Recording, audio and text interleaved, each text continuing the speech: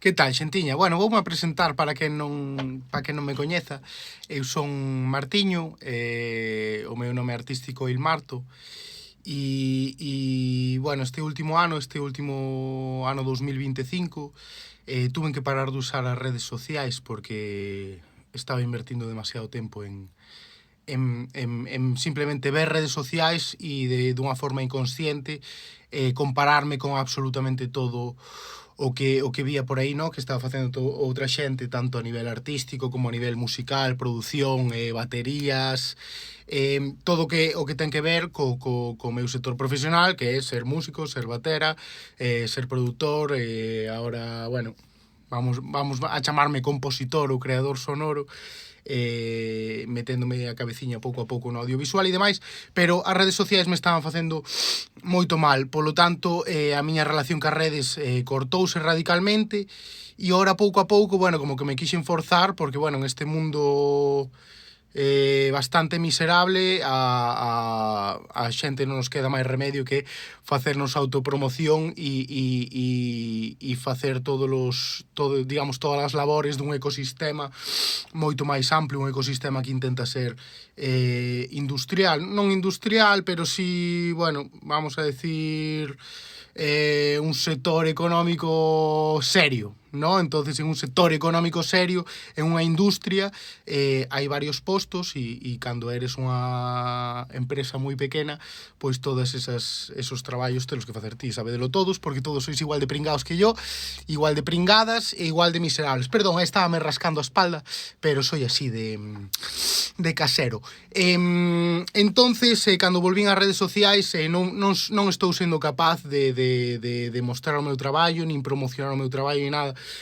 Por sorte, o traballo vai aparecendo sin necesidade de facer este tipo de labores, pero sí que hai certos sitios onde non podo chegar co meu traballo e hai traballos que quero realizar que non van a chegar sin facer esta promo, ¿no? Por exemplo, isto que está tan de moda ahora, que é algo que estou facendo ahora, que é creador de contenido, é algo que sempre me gustou crear contenido pa min, pero bueno, tamén pa que me lo vean e me suban un poquito el ego e bueno, ese ego tan necesario para os artistas que necesitamos que nos echen unos piropos de vez en cuando, ¿no? Entonces, bueno, esa creación de contenido me cunde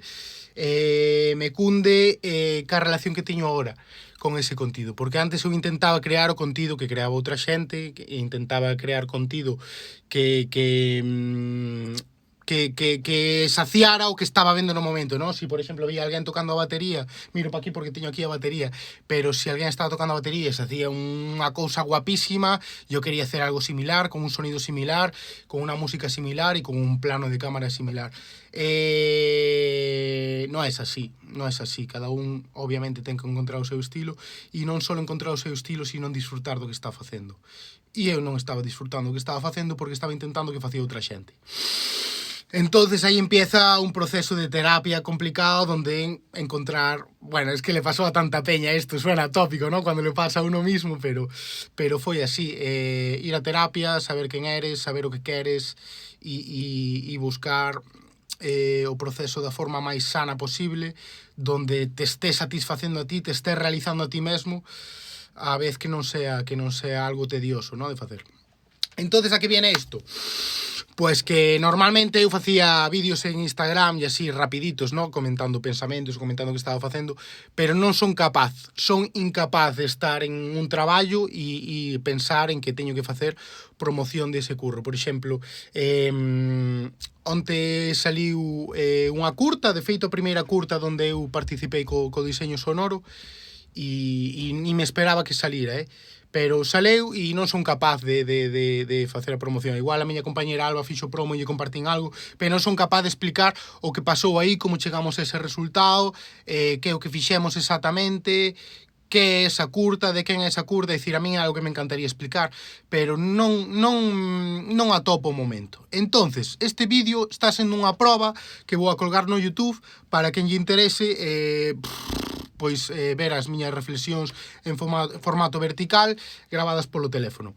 Entonces, explicado esta contextualización de por que estou facendo este vídeo, que viña da miña relación cas redes e esta nova relación que estou buscando, donde non quero prescindir delas porque é algo que mola, a todos nos molan as redes sociales, nos dan unha dopamina interesante, á vez que hai contido que me gustaría crear, contido que teño na cabeza, que me gustaría probar si funciona con esas estadísticas de los algoritmos y todo esto, máis que nada por subirme a esa ola de lo que está pasando ahora mismo con este novo traballo que surdiu nos últimos 20 anos, que é creador de contenido.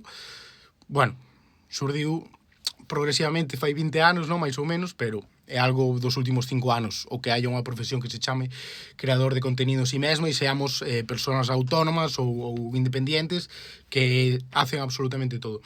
Entonces, explicado isto, creo que vou deixar o vídeo por aquí, son 6 minutiños, vou a ver como funciona, e explicadas as miñas relacións cas redes e que este vídeo é moito máis largo do que admite un Instagram, pois quero ver si funciona ou non. Entonces vou a deixar esta reflexión aquí, vou a deixar esta pequena anécdota cas miñas redes sociais e por que estou facendo este vídeo aquí e ver o que pasa. Vamos ir a por el YouTube e a ver o que pasa.